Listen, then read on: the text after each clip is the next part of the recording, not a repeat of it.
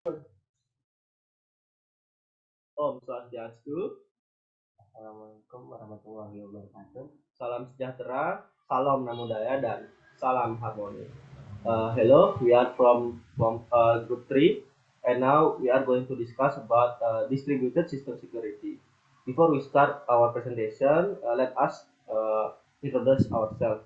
First, my name is Kide Andra Vijaya with the name of 2215101024.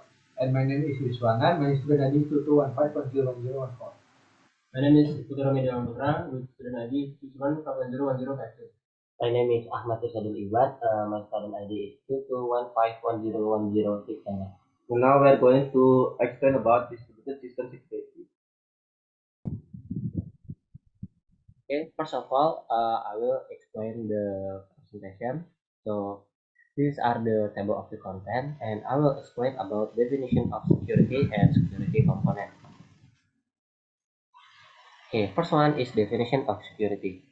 Well, security in general is a series of steps to ensure the privacy and availability of resources such as objects, databases, servers, process, channels, etc., which involves protecting objects and securing process in communication channels. The main goal is to limit access information and resources are only for users who have access rights. And in distributed system, security function to first protect data from leakage, namely the retrieval of information by a good response. Second one is tampering. Tampering is changing information that is not legal. And the last one is vandalism. It's disruption of certain system operation. For example, the operator does not expect any profit. Okay, maybe that's all for definition of security. The next one is security component. Well, in security component, we have 5 different things. So the first one is confidentiality. So this is access to the computer system must not be carried out by unauthorized users. The second one is integrity, where computer system access must not be modified by unauthorized user. And the third one, availability. The system must be always online or available so that it can be accessed by additional authorized user. And the next one is authenticity. The system knows the origin of an object or the origin of the modification that occurs. And the last one is non-repudiation. If someone or something cannot deny that he did something. Well, maybe that's all that I can explain. The next material will be explained by my friend.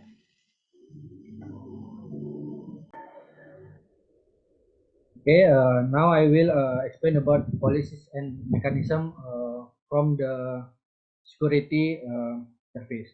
The first is security police or service. The rules governing accessing or sharing available resource regarding what is applied. And the next is example from security police is for a document only a group of employees are allowed to access. The next is security mechanism. Policies can be implemented with the help of security mechanism regarding how to implement it. The example from the security mechanism is for accessing document controller with limited and hidden distribution. Okay, that's for me from policies and mechanism. The next material we will explain with my friend.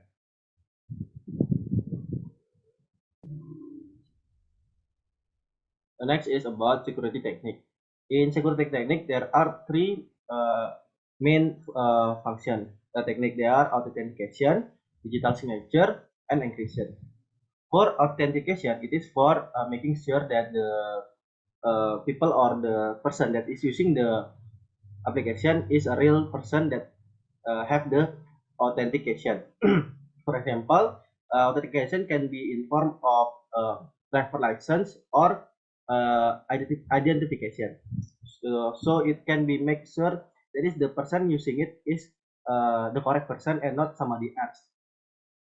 Next, for digital signature have the function of similar to normal signature, where it is to make sure the only person that have the signature is the person that have made the signature. It is made to make sure the authentication of and the integrity of the information. It is also give a surface about a non-repudiation of non-baseless claim. Next, encryption. For encryption, there are two main two function of encryption. They are share secret key and public or private key pair. Encryption is a process of encoding a message to make hide the message. The algorithm encryption have a key in it. The key is a cryptograph key. In cryptographic algorithm, there are three main cryptographic algorithms. They are symmetric, asymmetric, and hybrid. In symmetric cryptographic algorithm, it has key is used in the encryption and decryption process. The how it works is that the sender and the receiver is have the same system of cryptography.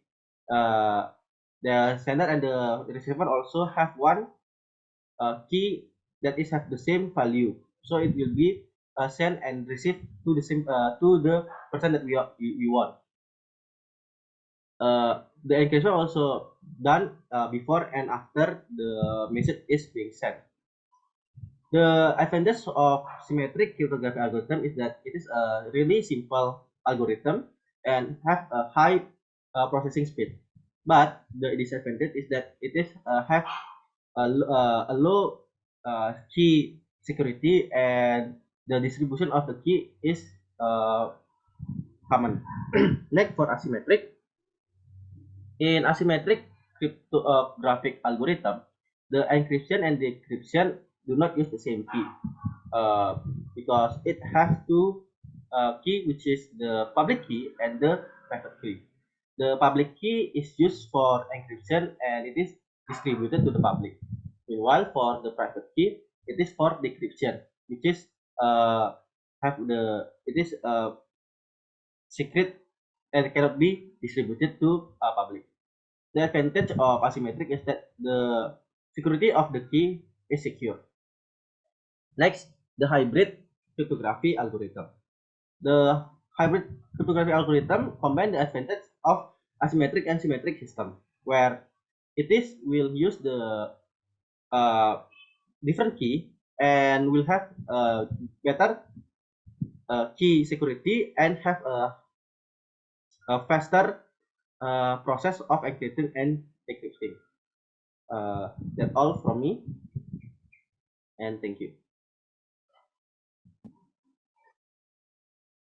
Okay, so I will continue the presentation. So in here I will explain about the key management. So in here the key management is divided by two sections. So the first one is the short-term session keys. So in here is also called the temporal keys. So they are generally automatically generated and cannot be used for the session. And then the second is long-term keys. So it is like used for two main purposes. The one is the authentication, access control, and integrity, and the non repudiation. And then the second is the confidentiality, or is like the encryption.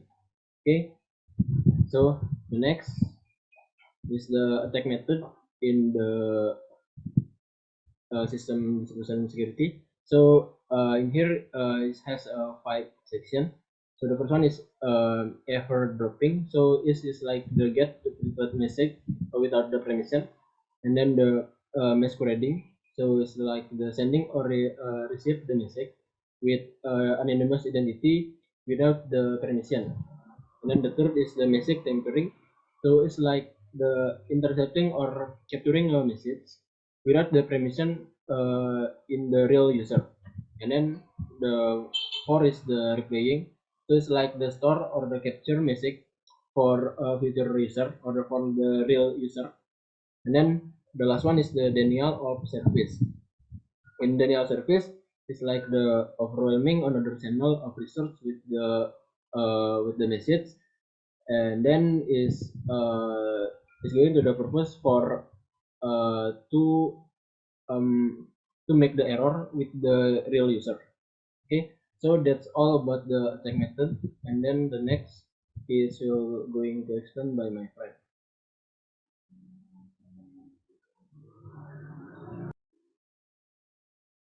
Okay, now I will explain about security threats. The first is leakage.